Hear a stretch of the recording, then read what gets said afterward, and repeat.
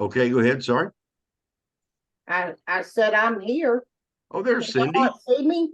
We got you now, Cindy. You were below this. You dropped down below our on our right hand screen here. So Ah, you're here. So we got everybody here, and so I'm gonna. The purpose of our meeting today is to kind of give you an overview of what transpired back in Oak Brook uh, for Mission 1.5 and what we have to look forward to and what was decided by the Constitutional Area 1 leadership team that was there.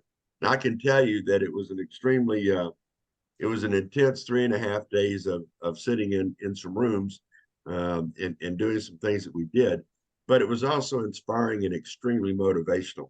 I can also tell you that we are fortunate. We are very fortunate that in the development of these plans that I've already sent to you and that we're going to talk about today, where we were extremely fortunate is that we had past international president Frank Moore, who is our executive secretary for Lions Clubs International.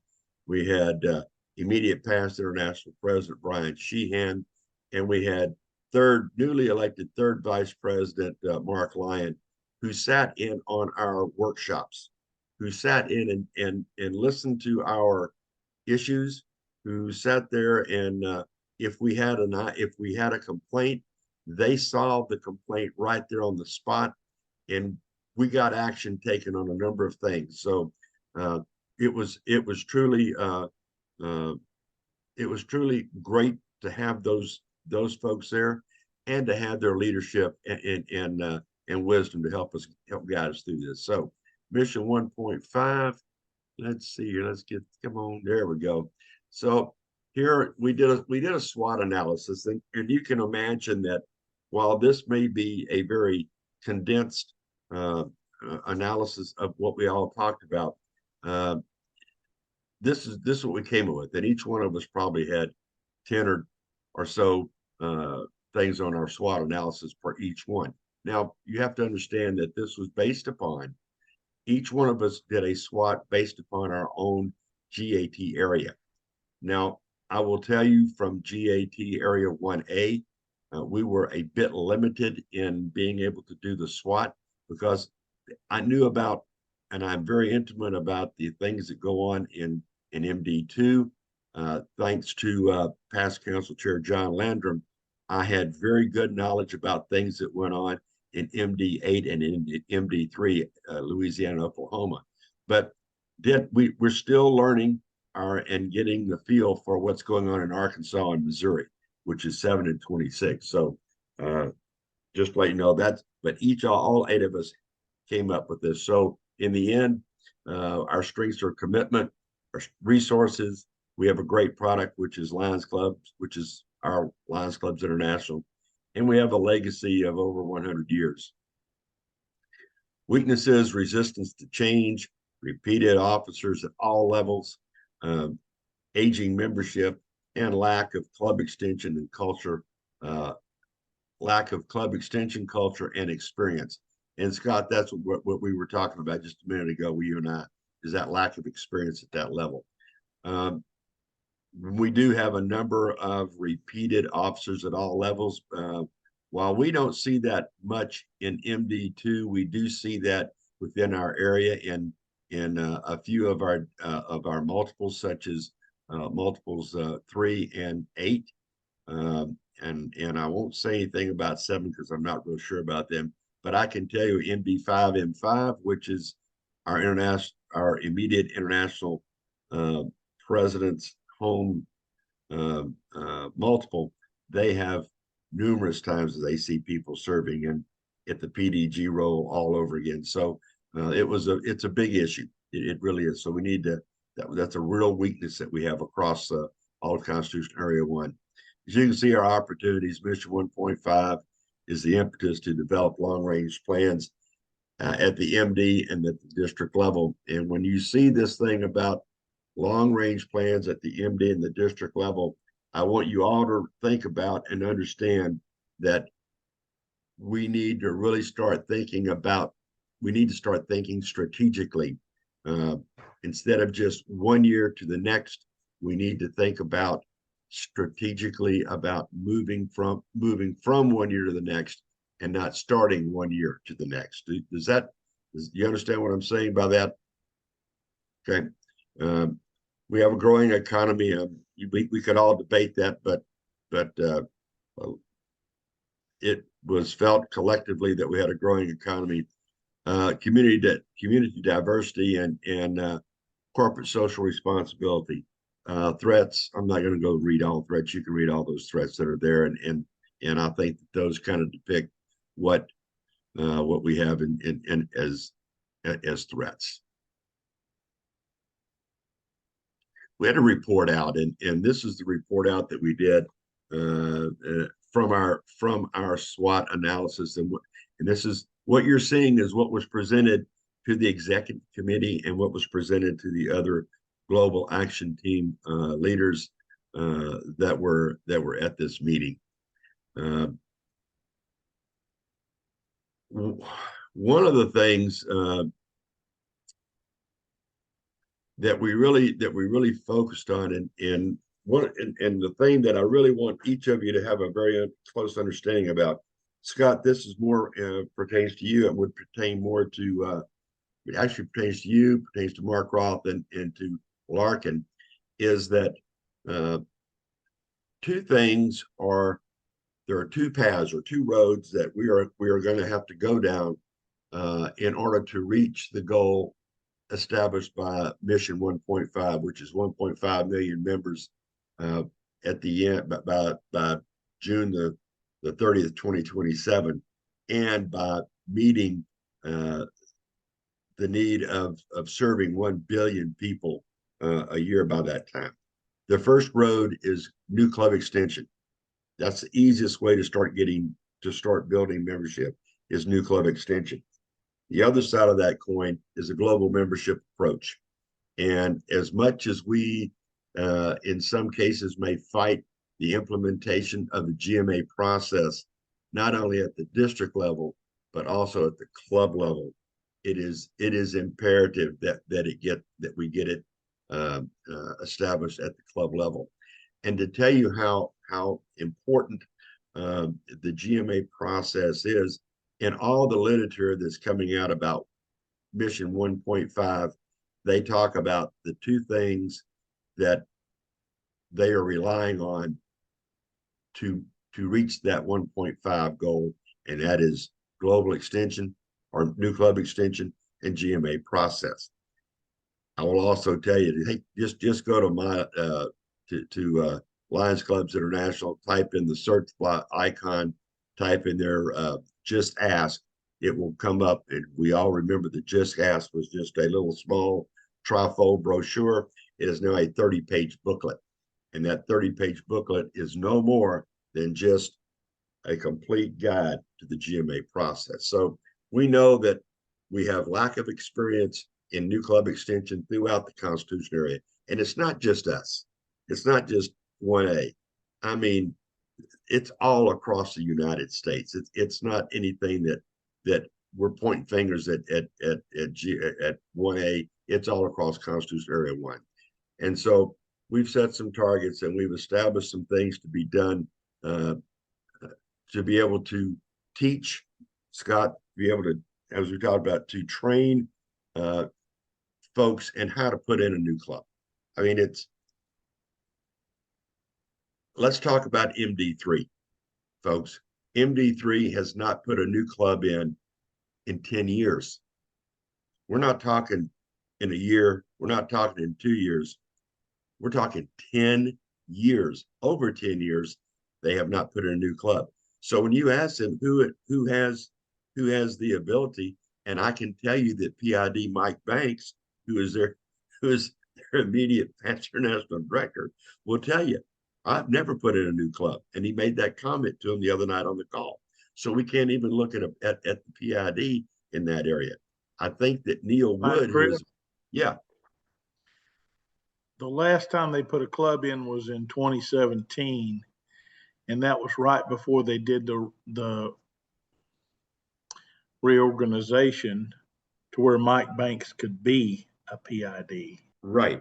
I understand that, but you know, that doesn't show that particular district as having when you look at their history underneath underneath reports, and you go back and see their history, I went back 10 years and couldn't find one because they don't show that one at all, because that was in a different district that they did away with when they did the redistricting. So, which is sad, but you know, we don't have any leadership there that can put that in. So what we did, and this is where it's going to get tough, folks. This is where it will get tough, is that we had to take a look at, okay, we need to train folks. How quickly can we get them trained? Well, we know that it's going to take a bit of time. And those of you who know me know that I don't like to have a whole lot of grass growing underneath my feet. So I don't want to see us have to wait until the second half of the year in order to kick off new club development or at all, because we all know that if we don't get started now, the year is over with. So, but as a team or as a constitutional area, we have said we will start putting new clubs in starting in the second half of the year. So that was part of the report out there. Some more parts of the report out. As you can see, the action plan to that is by August 31. Area leaders will share targets with the MDs in the districts, and I've started that process now of sharing it with the MDs in the districts. Area leaders will work with all MDs and districts to appoint a global extension team member, and they are to have GETs on their roles by September the 30th, 2023. So we know that's going to be difficult, but at the same time, it's not impossible. So I will be counseling, cajoling, mentoring, begging district governors to put in a global extension team coordinator, and they need to be in place by September the 30th. Area leaders will support the MD coordinators to assist districts in developing new club action plans as needed. And I will tell you, go back and take a look at the action plans by the districts. You'll be surprised to find that while there are goals that have been submitted, over half of the districts that we have within Area 1A do not have action plans attached to them. They're just talking about something. There's no way to measure it. There's no way to get no way at all to it. So I'll explain to you what I'm doing as soon as I finish this last one. And by December the 30th, area leaders will coordinate and ensure the delivery of club development, GET training, utilizing the new club consultants. And this is where we talked about, Scott, where I would rather ask you to do that than a new club consultant that I have. My thought process, Okay. yes. Okay, thank you. My thought process in all this, guys and ladies, was that we would do I would do a monthly call or a monthly Zoom with all 5 MDs at the same time. Once we got through doing this whole takeaway from our trip back to Oak Brook, I've kind of changed that thought, and I'm going to do this as a one-on-one with each multiple. So we'll do a separate one, and I'm going to tell you why. Terry, you'll be a part of this. I knew you guys were traveling on Tuesday. I didn't include you on that Tuesday one because I knew you were busy. I just and it wasn't trying to leave you out on purpose. I knew where you were, and I knew how difficult it was going to be.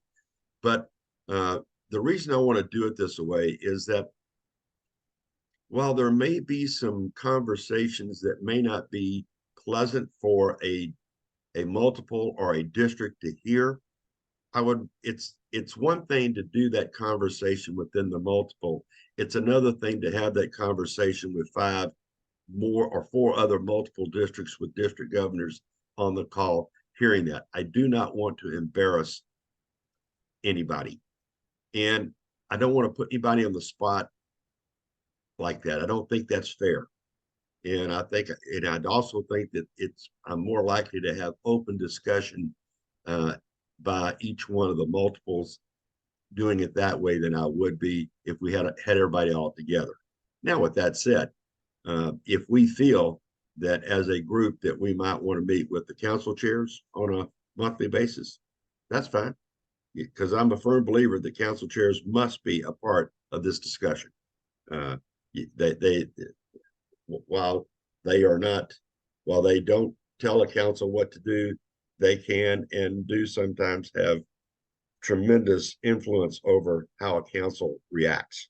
So I want to make sure that we keep them in the draw here. So let's move on here. Anybody have a question yet so far? Please go ahead. Yes, sir, Scott. Chris, do you want, when we have those individual MD meetings, shouldn't we include the council chair in with those district governors? Oh, they are included into that. Yes, sir. Yes, sir, Okay. they are. Yeah, I did the one with the MD3 on Tuesday night, and Council Chair Derek McCubbin was there and part of that meeting. So yes. Yes, sir, Larkin. What, in your opinion, is the current communication between a council chair and the DGs right now? I know they meet at the Council of Governors meetings, but do they have anything that's on a regular basis where they Zoom or call or visit or something? Larkin, I don't have an answer for you on that. I have a gut feeling that there is communication. I do know that, as an example, MD3, I know they talk every month. Okay. MD2, we know that there is communication between council chair and district governors, and it may not necessarily be through Zoom, but they're at least through phone conversations. Over in 8, Scott, I don't know if Chris is having monthly meetings with the governors or not. Maybe you may know, or maybe not. I don't know, but I will find out. But and then again, I have 7 and 26 who are real quiet. They don't communicate very much with anybody. So Larkin, I'm still, that's about as I'm giving you what I know and as honest an answer as Thank you. as I can get. You betcha. You betcha. Let's see here. There we go. Membership growth and retention. We do realize that about 50% of our membership growth is going to come out of truly out of membership growth and retention. We know that, and it's going to result from our implementation of the global membership approach at the club level. Look, we know that we've been preaching it for a number of years now, and it's just imperative that the GMA process get down to the club level, which brings into this portion of it, Terry, this falls right into your bailiwick, and it gets down to the leadership portion of our group. Zone chairs have got to be trained, not only in what they do in zone chairs as a zone chair, but they must be trained in the global membership approach, because they are the ones who we feel are the best equipped to get that at the club level. They know their clubs. They know the people. I mean, it's easier for them to get in there and do that training. And look, folks, I don't care if we call it XYZ. If you don't like to call it global membership approach, if you want to call it team building, if you want to call it we're gonna grow more members. I don't care what name you give to it, but we just got to follow the approach, the process of the approach. So Terry, all the work that you did in collecting the names of all the zone chairs, this is how we're going to get there. We're going to start reaching out to those zone chairs throughout our area, and we're going to start working with them to get them trained. And what we have first established is that starting for MD3, I got Roth who's going to come in and do some training for 3. Terry, I'm going to ask you to do some training as we get things established for MD8 and for MD26. We need to get those folks trained and understanding what their job is.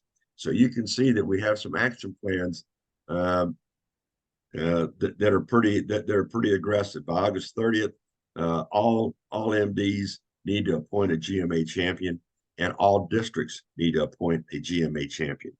By August 30, the area leaders will ensure that virtual training is delivered at the MD level to all the leaders, including the GAT teams. So that's aggressive. So Terry, you and I are going to need to work on that to get that done, because we're running our time is running short on us. By September 30th, area leaders will assist MDs and districts to provide training to council chairs on how to deliver the GMA. To zone chairs on how to deliver the GMA process to the Lions clubs. That's going to be integral. And when it says, and let me point out here, when it says area leaders, that includes our assistant area leader Terry Harkey. Whenever you see that term, that includes both of us, not just me. That's both of us. And also by September 30, the MD and the district GMA champion will be trained to take on their responsibilities, and the area leaders will include the MD GAT in their monthly accountability calls. So that's a pretty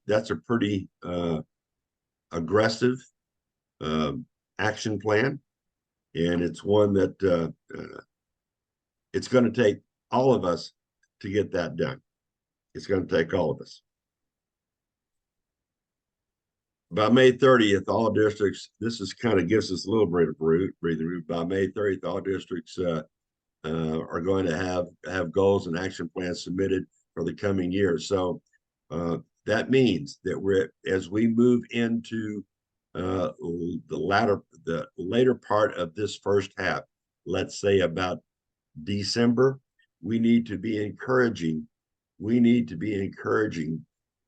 MD and district leadership to assemble their team. So by January, their team going in for the 2024-2025 year is now discussing and doing the things they need to do to develop the plans that coincide or go along with what has started this year. So there goes that strategic thing. We're talking about strategic planning. All right. So as you see here, by January 30th, 24, Constitution Area 1 leaders will provide a strategic planning training for all MDs and districts to include succession planning, utilizing the global membership approach. MD GAT will be involved in the training. MD GAT coordinators will be involved in mentoring the development of the action plans for the districts with the support of their area leaders. And MD leaders or area leaders will collaborate with group leaders to meet the objective. For those of you who want to know what it means by group leaders, we've all been a district governor. We had group leaders when we went through DG training. That is who they're talking about. We will collaborate with those group leaders to ensure that, and I love the meat. Somebody misspelled meat instead of M-E-E-T. We're going to have a stake for the objective. I just saw that. It's M-E-A-T. So it's actually M-E-E-T. But we will make sure that that group leader is also carrying the message that we are delivering to our incoming DGs in their DG training. Any questions so far here? Any question about this? Okay.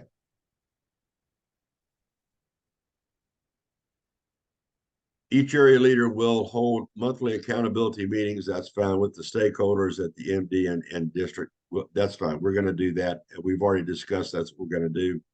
Newsletters will be shared with the area containing their progress toward the goals and available resources to assist them.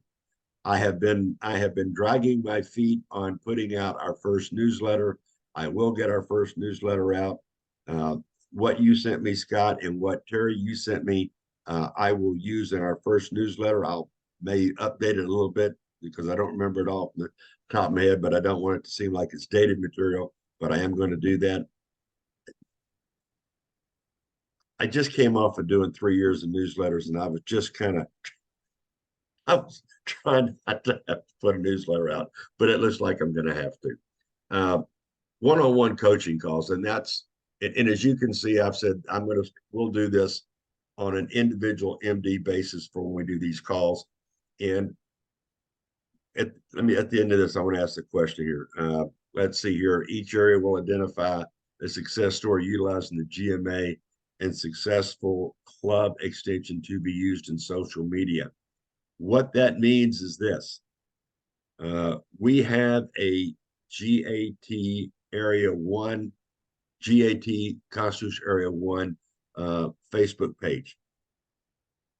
Our constitutional leader would like for us to submit success stories, whether that be on new club development, a membership growth plan, a rebuilding of a club, a district service project, or a zone service project that has profound impact upon the community that may bring in some new members.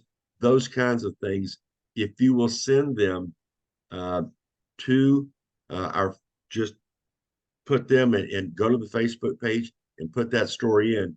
She wants that to be shared. She wants us to share those stories. So we need to do that. And celebration of success will be a part of all the communications in Constitutional Area 1. Also, Terry has been very kind to develop a GAT Area 1A Facebook page for our area.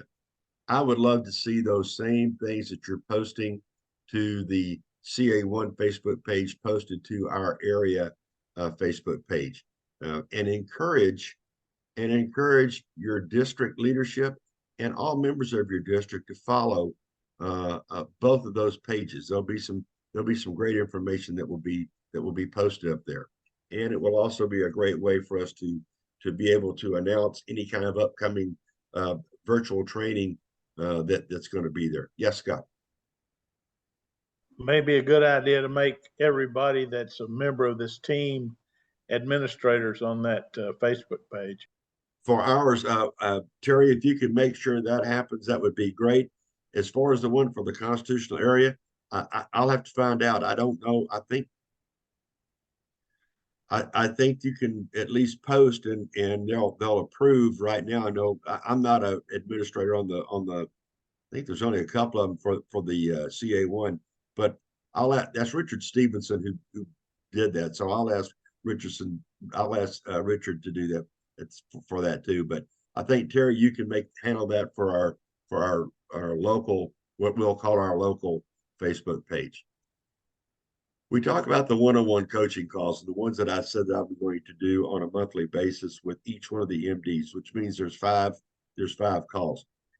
Do all of you want to be a part of that call? Terry, you're already going to be one. I see your hand raised. Go ahead, Terry. I don't think I can put anybody as an administrator who is not already a friend of mine, but I'll check. Okay. And if they're not your friend, then tell them they're your friend. Okay. Y'all look out. Here I come. Do y'all want to be a part of that one on that call that I do that we will do monthly with each one of the MDs? Yes. Terry's already locked in, but yes, Larkin, that's you. Okay, you do. Fine. This is me. I say yes. Okay, got you, Scott. Cindy, would you like to be a part of that call? Go ahead and include me if I'm available. I'll be Gotcha. on it. All right, then I'll include everybody on that for that. I don't want, if you don't want to be a part of it, that's fine. It's not like it's the end of the world, but at least you're going to be hearing what we're going to be doing and what's going. So, all right. We had some closing remarks where we said that we believe these strategies will provide Constitutional Area 1 with a unique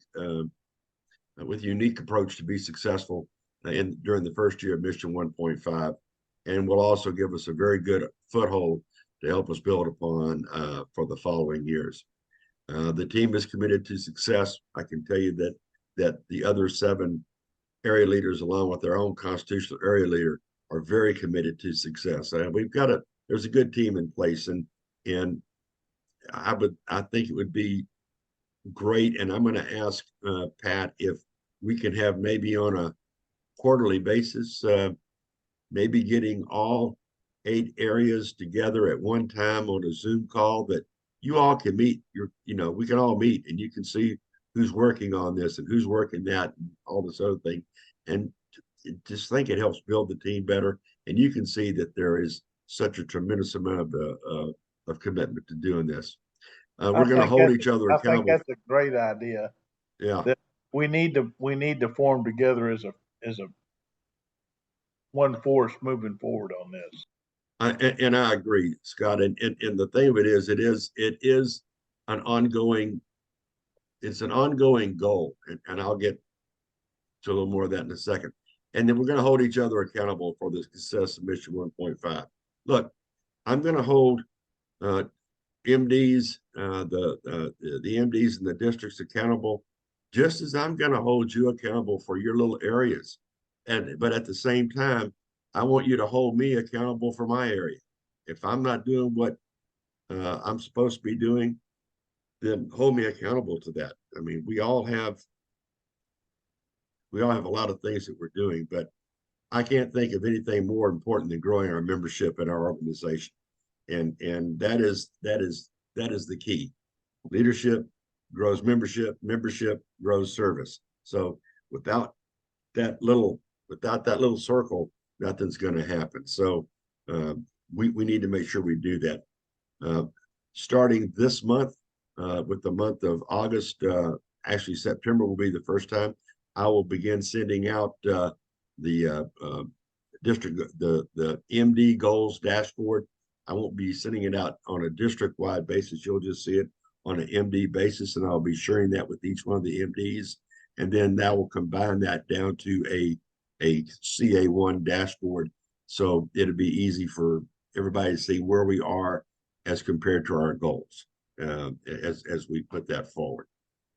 Let's see. So that will stop that sharing, and then we'll get to here. Yes, Larkin. In the previous slide, you talked about one-on-one coaching. Right. I'm assuming you're not going to be the only one doing that. So as we have these Zoom calls where you're talking about versus this group, are you planning on recording that and having it available as a toolkit type thing? Because I plan on visiting with some folks that I'm responsible for. And the training part is key, and I need backup. And I'm thinking getting them to review or see something. I said, folks, this is why, this is the importance, this is who's involved. Those would be key points in assisting in them moving a little bit faster in the jobs that they have to do. To answer the question, yes, they're going to be recorded, and we have to have an archive. And not so much for, hey, it's not to say, well, hey, you got this stuff. If they want to review it, if any one of you want to go back and pull that and review and say, okay, did we do this or did we do that, and make sure that we're all moving down the same path or down the same path together. Yes, it's going to be, everyone will be recorded. Thank you. A couple of things that I want to bring forward. Mission 1.5, and it's something that we need to make sure that everybody understands. Mission 1.5 is not it's not a program. We all are aware of that, correct? It's not a program. It is nothing more than a campaign. That's all it is. There are two things that are within Mission 1.5 that will guide us to meeting the goal established by Mission 1.5, and that is new club extension and membership growth. So that however you want to put a name to membership growth, I don't care. As I say to everyone that asks me, well, what is Mission 1.5? Mission 1.5, it's based around three things. That's membership growth, membership growth, membership growth. That's what it is based around. At the end of the day, it is about net membership growth. So how are we going to get there? Well, as an example, new club development. Each district governor put in goals this year. MD2 had a goal of 27 new clubs. MD26 had a goal of 8 new clubs. There's 7 districts in MD26.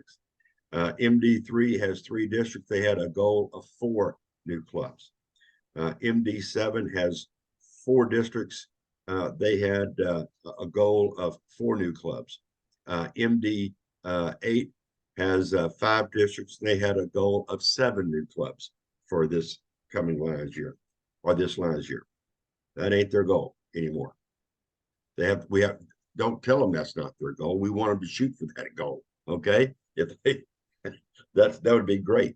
The target for MD22 or MD2 is 22 clubs for this year. Everybody else has a target of 1 club per district. So MD3 is 3, MD26 is 7, MD7 is 4, and MD8 is 5.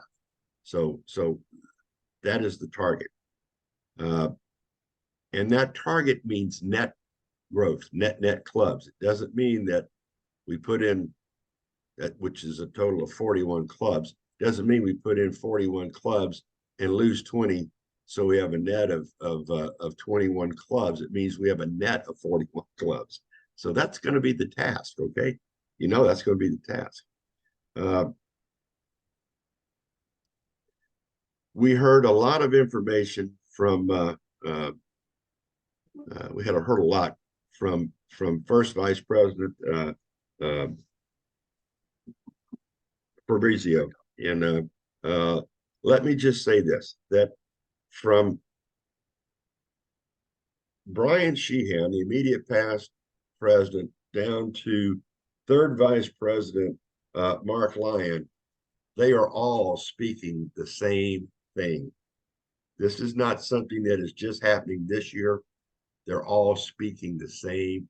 And let me tell you, it's almost as if there is a recording going on in each one of them, their brains, and you're just hearing it come out in their voice. They're all adamant about this is not just a this year thing. This is and they have a strategic plan put in place. So that, I think, is extremely important. While there is not a ton of money to be spent on this or to be spent on that, they have gotten a little bit lax in some of the grant opportunities, and they really talked an awful lot about grant opportunity, membership development grant,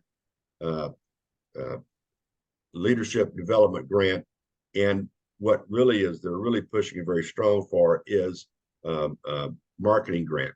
And there's a number of things that we can do between Scott, what you can do, Larkin can do, and what Mark can do using a marketing grant in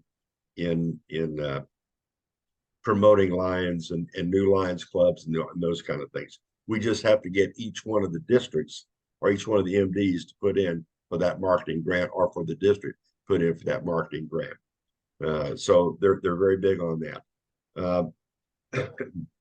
I can truly tell you that everyone's feet is held to the fire. So when you go out and you're talking to people in your districts, or you're talking to folks in your multiple districts, or you're talking to the clubs, remind your district governor that they accepted the challenge of Mission 1.5, and they need to understand what they accepted.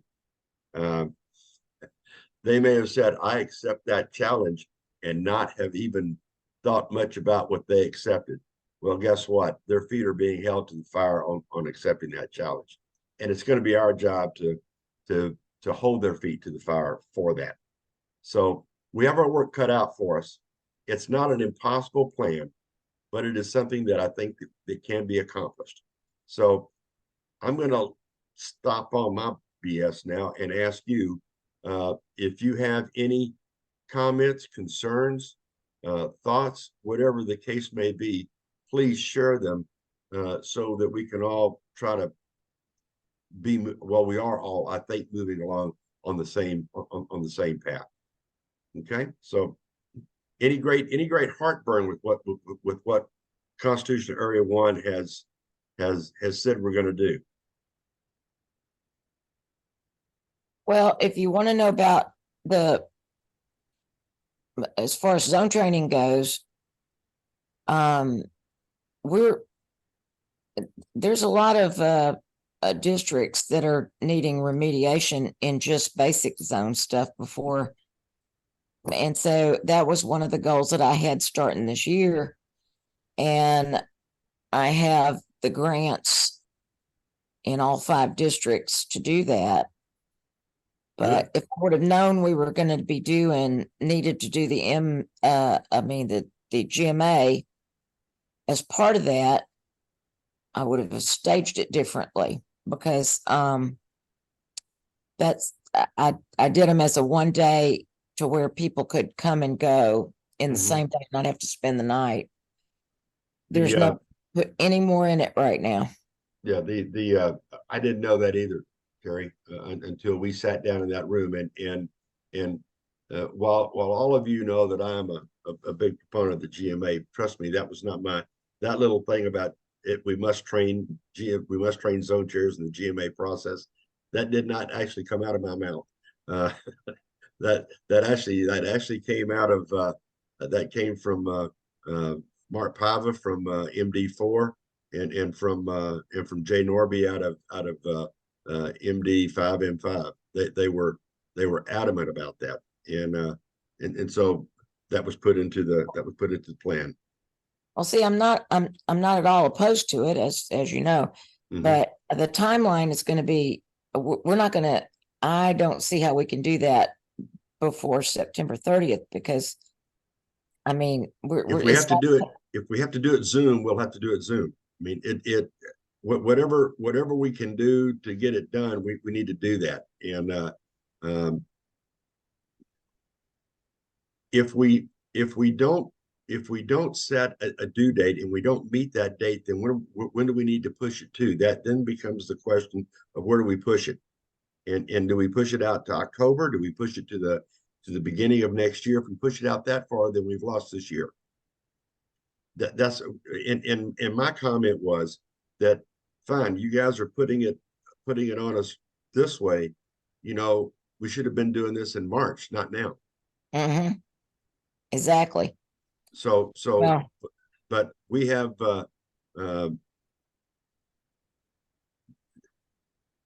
it's intense. Let me just say it is intense, and we need to feel that. I need all of you to feel that sense of urgency that I'm feeling coming from the executive committee. Okay, I can't say it any different. So if we need to modify a plan, if we need to add something to it, if we need to make it a zone, if we need to add if we need to bring some folks in to help, let me know, and we'll do and try to do everything that we possibly can to help you reach that goal in MD8. But at the same time, we also have to we have that same goal to reach in all 5 MDs. right. I think it's a matter of time, is what Terry's alluding to, is that we've scheduled a certain amount of time to do zone training, or she has. And district governor training, that's in there as well. To add this, we're going to do this as well. I know it's a pivot, but we have to pivot. We have to be able to pivot. If you need help in doing that, I can get you some more help in trainers that I can do in and LSIP trainers, not just people like Gunstream who just walks in and blows it off the hip, but I'm talking about folks who have done that. So, but we have to be able to pivot. I know we have planned this, but the plan has kind of gotten, I won't say blown up in our face, but the plan has been expanded on us. And we have to be able to pivot to meet that plan.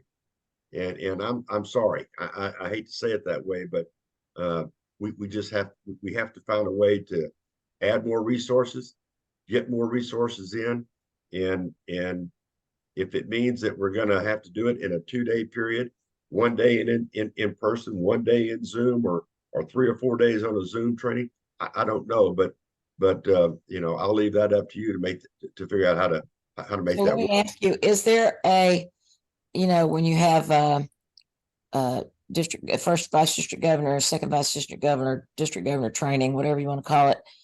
And when you have RLLI and stuff like that, you have training, you have instructor guides and participant manuals and that kind of thing. Is that stuff available for GMA? Yeah, it's called Just Ask. Order that. It's a 30-page booklet that is nothing but the GMA. Okay. And it's based for the club. It's based on the club level. In your opinion, Chris, what's more important? Is it doing the standard training that is outlined for second vice district governors and first vice district governors as far as service journey and effective speaking, or is it getting them trained to be the next leaders who will build clubs in their district? I think that's a double-edged question with a double-edged answer. First answer is it's getting them trained to be the leaders of the years moving forward, so they can put in new clubs and then grow membership. New club development is key. Not to say, and this is not to say that service growth and service growing our service and expanding our service footprint is always important, just as being able to develop leaders and to develop succession in that leadership pipeline is important too. But I think we have to prioritize what is the number one most important, and it is membership. Membership, followed by leadership, followed by service. But all three together are just, I can't tell you which one is more important than the other. But right now, today, the most important thing that we can think about is membership. We've got to bring our membership numbers up. So, Terry, to answer your question about do we train them here, we train them there. Look, zone chair is the lifeblood of any district. Absolutely. They have to.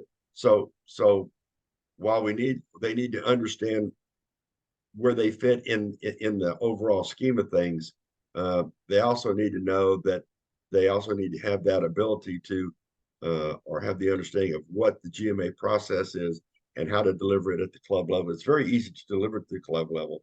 The hard part is just to get the clubs to follow it. And if they don't particularly want to follow a GMA process, then get them to follow the Club Excellence Award application. I mean, to me, that's the easiest of all goals and action plans. So if they can't do this, they can certainly do that. So, but is it going to happen tomorrow? No, that we can get them trained, but it's an ongoing, constant thing we're going to have to do. It's just not a one and done. Okay. It's a one unless we got to continue on. Mm-hmm. Okay. That's what it is. Scott, did I answer your question? Okay. I'm trying to make sure that I don't turn anybody away from turn anybody off here, but man, I want to tell you what, the intensity from that executive committee is high, and not only are they putting look, Constitutional Area 1 is where Lionism started. So Constitutional Area 1 is being put under the microscope and is being pushed to lead by example and lead the way on how we're going to how we're going to improve membership. They want to see us take this lead. I'm just telling you what they're telling me. And so as a good old military guy, my response to that is, yes, sir. While I may not necessarily agree with all my orders, I'm gonna try to execute them as the best that I know how. And there's nothing here that's illegal, immoral, or unconstitutional. So yes, sir, I will do my job. And so I'm asking you all to help me get this job, get it done. So I've got great people in all of you. I have a great line leaders, and I've got tremendous depth of talent. And that's why I reached out to you to do this. I knew that if you said yes, I would have a little bit more good feeling inside of me, knowing that we have a chance. And I think we got more than a chance. We have a great opportunity.